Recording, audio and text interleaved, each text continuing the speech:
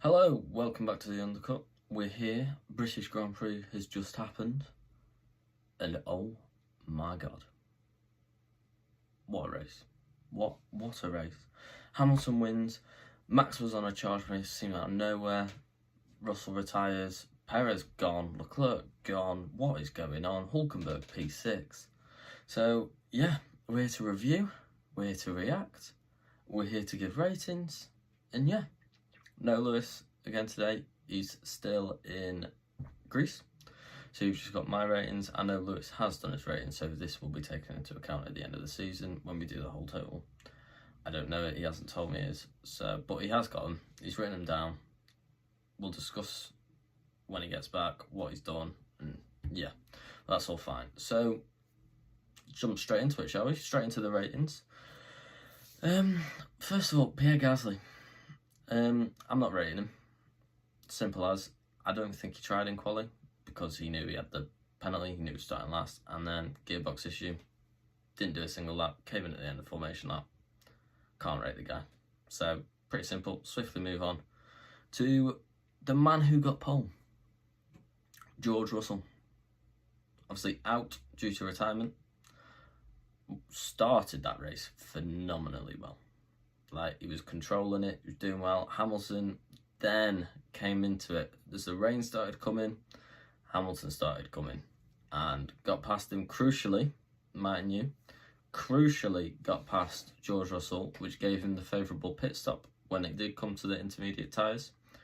George got caught out by that in the double stack, got put back behind Sainz, well, overtook Sainz, behind Max, again, behind Piastri, so... Well, not behind Piastri, actually, we'll get on to Piastri. But yeah, no, I think it kind of offset George there, but then he did retire. He was running a good race, he was coming back, probably would have been on the podium. It would have been close between him and Lando at the end, I reckon. I mean, you don't know what tyres George had left either, so he might have been battling for the win, might have been P2, might have been P3, but George definitely had the pace. It would be harsh, obviously stunning pole lap, absolutely stunning pole lap. So... with the race he was running, the pole lap he did over the weekend, I'm going to give him a 4 for this weekend, which I think is very fair. Very fair for George Russell. It's a weak 4. I wouldn't say it's a strong 4. It's a weak 4, but it is a 4 nevertheless. So, fair play. Next up, Zhou Guanyu. Now this man, I've backed him. I've backed him against Lewis. I've supported Zhou, but today wasn't amazing for him. He had a good quali yesterday, P14 in that stake. Outdoing Bottas, who was let's check this, P16. I've got it all written down, so I don't forget. This is usually Lewis's job, that he usually tells me these things, but he's not here. It's just me. So, yeah, no, Zhou, shocking race, lapped twice. Granted, not all his fault. Was one of them drivers that went onto the intermediates when the first rain started coming, when it wasn't ready. A little bit of team's fault, but he wasn't able to recover at all, really. So, yeah, it's not a 1 because he had a good quali, but it's a 2 for Zhou. It is a 2 for Zhou Guanyu this weekend. It's not a high 2 at all, but it's a 2 for Zhou. It's not great. Moving on, P17, the guy who started from the pit lane, Sergio Perez. What are you going to do? He binned it in quali, sent it into the gravel, and then he goes onto the intermediate tyres. Granted, that could be a Red Bull thing, but Max even said no. I think that could be a Perez call, you know. We'll have to go over team radios and see that one, but it was a wrong call. He never recovered at all. Perez was shocking. Absolutely shocking in the race. Absolutely shocking in qualifying. It's another one for Perez. He needs to turn this form around. This is like 6 races now. It's not on. He's got a contract with Red Bull for next year, and he's performing like this. Shocking. He shouldn't be there. Simple as that. That's my opinion. I'm pretty sure Lewis has the same opinion. It'll be a 1 for him as well, for Perez. I can guarantee that one. It's every weekend you can guarantee a Perez at a 1 or a 2 now, because this is shocking, and I don't see this form turning around, to be honest. Not until maybe Azerbaijan, when we get onto a street circuit, he's usually better, but these are the sort of tracks you've got to do well at to be a top F1 driver. especially when you're in a top team like Red Bull. And he just didn't do it. So Perez is gone. He's a 1. Esteban Ocon, qualifying P18. I can't help but think if that's Gasly, the other way around, Gasly gets out of Q1, Ocon doesn't. Gasly races, I think he outraces Ocon as well. It's not been a great showing for Ocon this weekend, to be honest with you. On a weekend where you had Perez down, Leclerc down, there was points on offer, like fully on offer this weekend. Ocon was nowhere. Granted, another one of them that went on the inters early, but still, it's not good enough for Ocon. It's a 1 again. Another one. It's not doing well, this one, isn't it? Valtteri Bottas was next up. P15. Valtteri Bottas, he finished a lap down. All them others were 2 laps. Even Perez. 2 laps down on his teammate. Shocking. But Bottas, yeah, 1 lap down. It's not a great weekend from Bottas. Got out qualified by Zhou, P16, which means he went out in Q1, and Zhou didn't. That's not good from Bottas. But the race, he kind of recovered compared to his teammate. Bottas is one of them you don't see during the race. You just like go through the finish and go, oh, Bottas might have done all right there, to be fair to him. But it's a 2. It's a 2 for Bottas. I mean, we know how bad that stake is. So he outdid Zhou. And that's about it. So it's still a 2. It's not a 3 because the qualifying was shocking. The race wasn't great, but he outdid Zhou comfortably. So it's a 2 for Bottas. Charles Leclerc. What do we do with Charles Leclerc? Oh my God. P14. Poor man. Now, that qualifier. Now, Charles Leclerc, the interesting thing is with the Ferraris, during the live stream we had a couple of people like, oh, this is why Charles is shit. Sainz is so much better. I don't see it that way. Now, it did come out and say Ferrari were running their car. I think it was Charles was running the car before the upgrades at Imola, and Sainz was running the Imola upgrades and onwards. So they kind of split the cars, which could give us a reason as to why Charles was so much slower than Sainz this weekend. Why he didn't get out of Q2, but still, he's got to make it out. That Ferrari was good back then, we've got to remember. So he's still got to make it out of Q2, and he didn't. So it's a poor quality. Again, one of them that went on the intermediate. Poor call from Ferrari. I would assume that's Ferrari. It's a Ferrari sort of call, that one. So, yeah, poor call from Charles, Ferrari, whoever, gone and enters. Is it a 1? I'm going to give it a 2 because he kind of recovered in terms of, like, him and Perez were close after them inters. But he seemed to just recover a bit more pace than Perez did. So I'm going to give him a 2, just a 2. It could arguably be a 1, but I'm going to give him a 2. Yeah. We'll move swiftly on to Daniel Ricciardo. Getting outdone by his teammate over all departments this weekend, Yuki, and after a good run of form for Ricciardo as well. Not what he wanted. He needed a good weekend again to solidify. He needs to solidify his seat, and he's not doing that. He was on a good run of form from Canada, which made you think, oh, he could be in, but I think Helmut Marko's really pushing for Liam Lawson right now. Really pushing. But Ricciardo, as I said, outdone by Yuki. Ricciardo qualified P15, Yuki P30. So not much difference. Both got into Q2. But the race, he was nowhere. I thought he made a good move. Did he make a good? I think it was a good move. I think it was Zhou at the time. Or Bottas, one of them. And then after that, didn't see him. Just clearly, just went out of nowhere. Finishing P13, it's not great, especially if your teammate's getting a point in P10. So it's a 2 for Ricciardo for me. Not quite a 3. It's a comfortable 2. It's probably the most comfortable 2 I've given out of everyone on here. But it's a 2 for Ricciardo from me. Kevin Magnussen. Now this is an interesting one. Well, it's not very interesting. This could be quite a slam dunk. It's a 2 for Magnussen straight off the bat. And I'll tell you why. Now, qualifying's a 1. Hands down, it's a 1. His teammates qualifying P6. He's P17. What the fuck's that on about? I don't care. But in the race, we see this all the time. In the race, Magnussen does good. He makes the moves, risky moves at that, but when it does come off, it comes off clearly. Got himself up to P12, so put himself in that position where something does happen, which Britain, by the way, was one of them where something could happen. We had rain, dries that were fastest in the rain, and then it went back to the dries after the rain on the interspell. Oh, it was all over the place. Grip was low, it was cold, oh my God.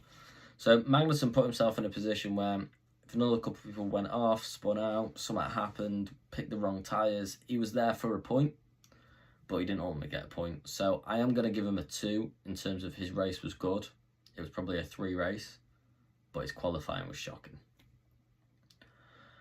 Logan Sargent. I've never said Logan Sargent this bloody high up in the list. Oh my God. Logan Sargent, P11. That's where Williams need Logan to be. Like, we don't expect Logan to get points. Let's be honest. We go into a weekend, we don't expect Logan to be anywhere near the points. But that's where Williams needed to be. One of them, like, if you had a Stroll, an Alonso, a Piastri, a Sainz, if little crashes, going off, gravel, anything could have happened that race. Logan Sargent was there, P11. He would have been the first one to have the shot, picking up that point, which is where Williams need him to be. He was keeping up with his teammate at the start of the race. I was like, oh my God, Logan's there. So, fair play to Logan. And P12, quali, Q2, almost Q3, to be fair to him. In that Williams. Now, this is Logan things. I'm going to give him a 4. I'm giving Logan Sargent a 4 for this race. And that's because of the expectation that we have for him, which is not high at all. But also, he deserves it. He drove a good race in hard conditions. And last time we saw that, Canada, he bottled it. This time, perfect from Logan. That's where we want. Obviously, didn't get in the points where would have liked him to be. But he was thereabouts, ready to pick up a point here and there if he needed to. And that's what we need. That's all we can ask for him. So, 4 for Logan. Now into the top 10, Yuki Tsunoda. Now, dear old Yuki, my God. P13 start, finishing P10. Wow. Well, I don't know why I'm saying well. I didn't see him. Now I'm thinking back on it. He just did his business, picked up the points. Solid weekend from Yuki. Out-qualified his teammate, outraced it, got the points for the team. It's a 4. It's a 4, it's not a 5. It's a 4. I'd have liked to see a bit more from Yuki, to be honest with you. Probably not qualifying behind Logan Sargent would have been one of them. But no, it's a 4 from Yuki. Fair play to Yuki. He did all right. And I can't argue with it. It's a 4 from Yuki. Move up to P9. Alexander Albon in that Williams. Started there, P9. So good quality. Got into Q3. Outdoing his teammate. We expect that one. But P9, crucial points. Solid race, by the way. Like, always there. May have picked up a little bit of damage as well at the start with a little bit of a collision. I think it was Hulkenberg rejoining the track, which pushed, I think it was Alonso more into him. So may have picked up a little bit of front wing damage, floor damage there. But drove a good race. P9, lovely. Gets a 5 from me. Move swiftly up. Fernando Alonso. Now, overall, this is a better weekend for Aston Martin, so we'll lump these two together.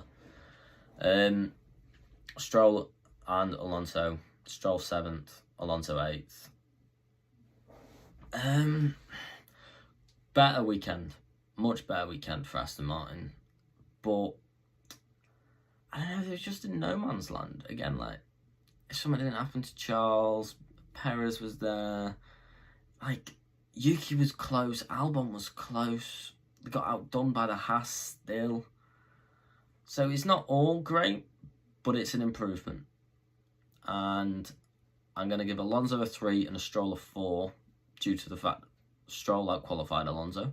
and Stroll outraced Alonso. Simple as that. So, yeah. Nico Hülkenberg.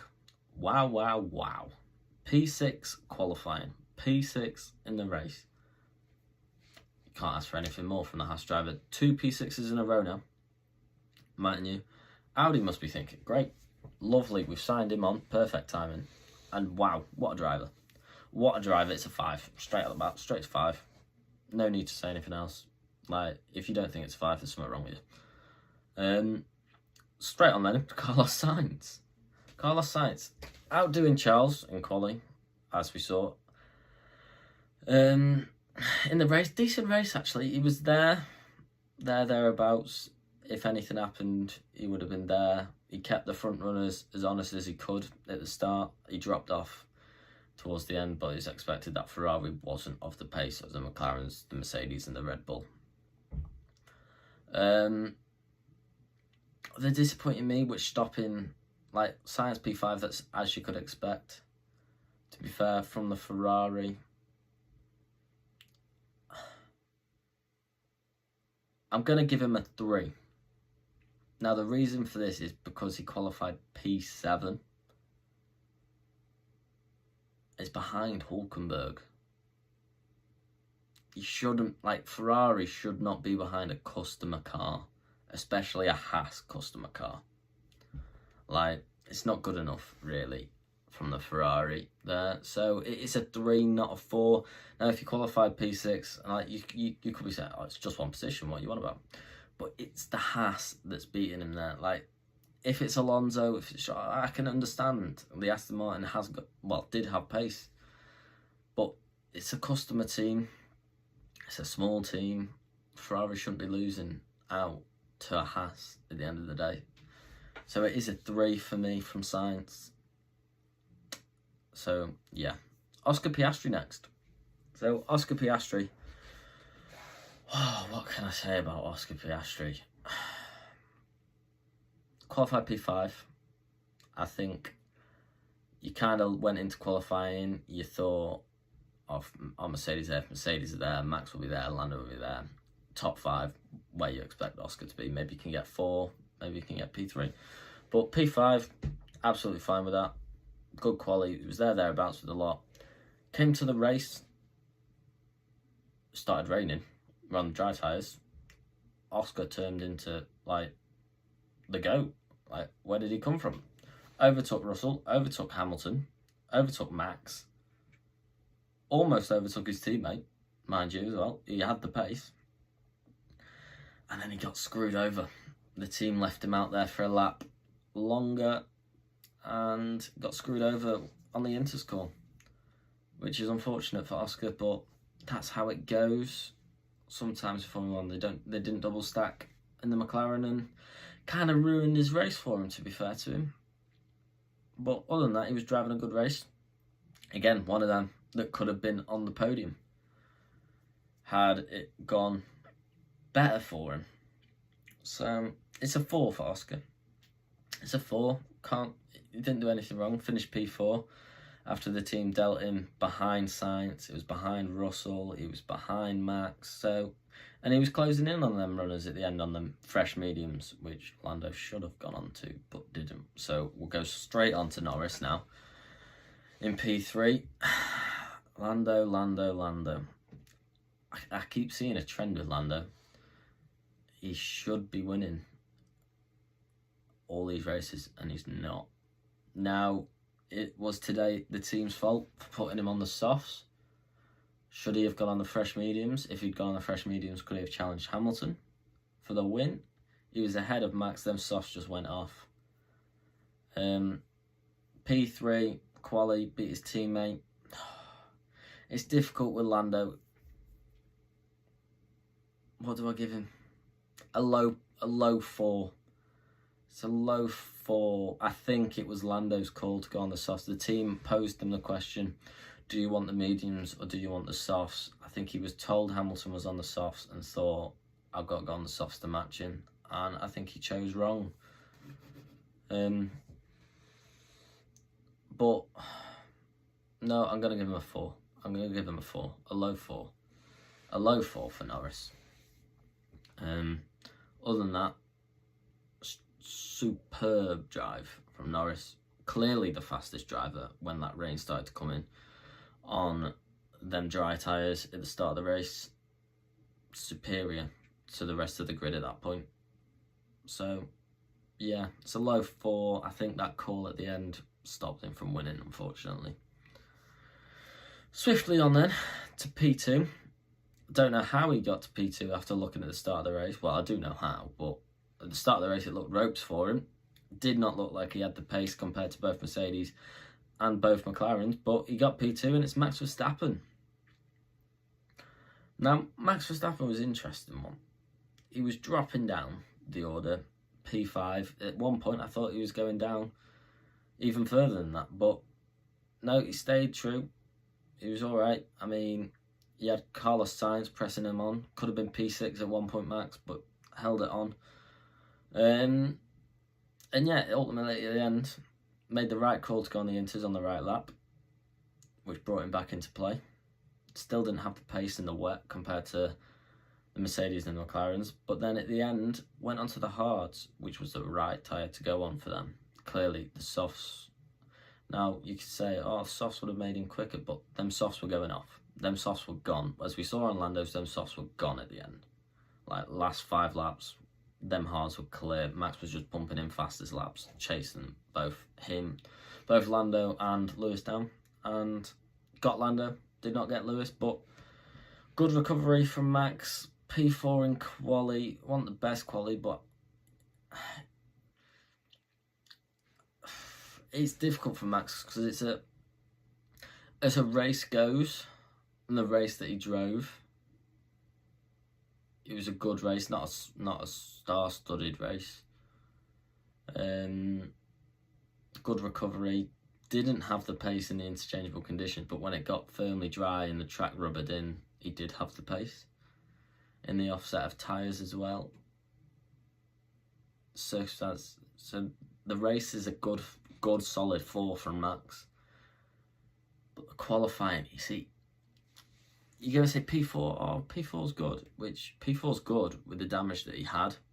And you say, oh, he had damage, he could have got pole, he could have got second. He caused the damage. That's my issue here. Max Verstappen went off in qualifying Q1, similar to his teammate. Didn't beat it, unlike his teammate, so he carried on. But he's the one that caused himself the damage there. And probably ruined his chance at a front row, which ultimately, it showed in the race, but he probably would have been overtaken anyway. So, I don't think it would cost him that much, as in other races, like, it might have cost him more.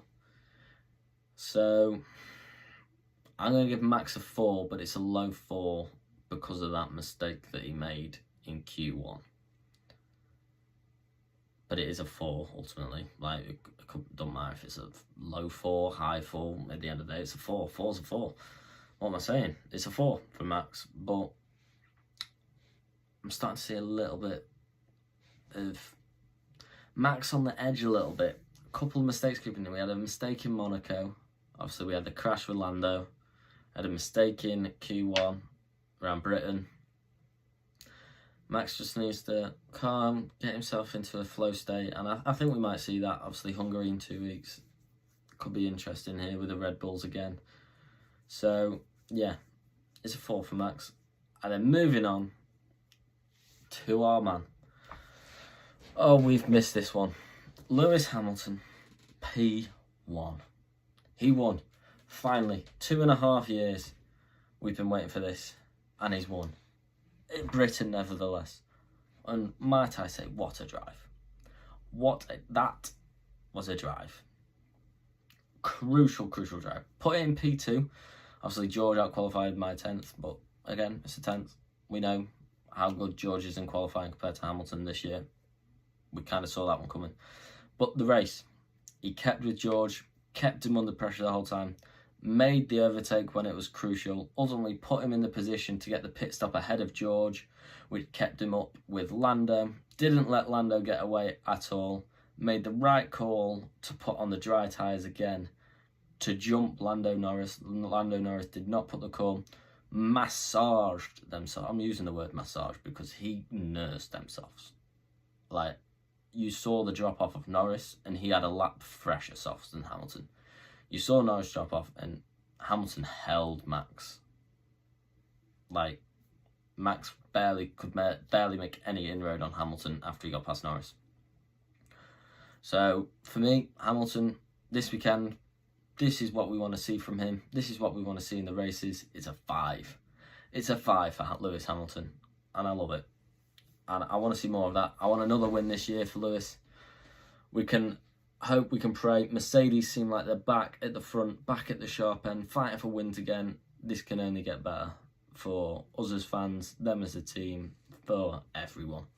We've got McLaren, we've got Mercedes, we've got Red Bull, all fighting for the wins. Maybe Ferrari might come back into it again. We know one major upgrade, straight back at the front. So hopefully we can see, and hopefully we get another win for Lewis.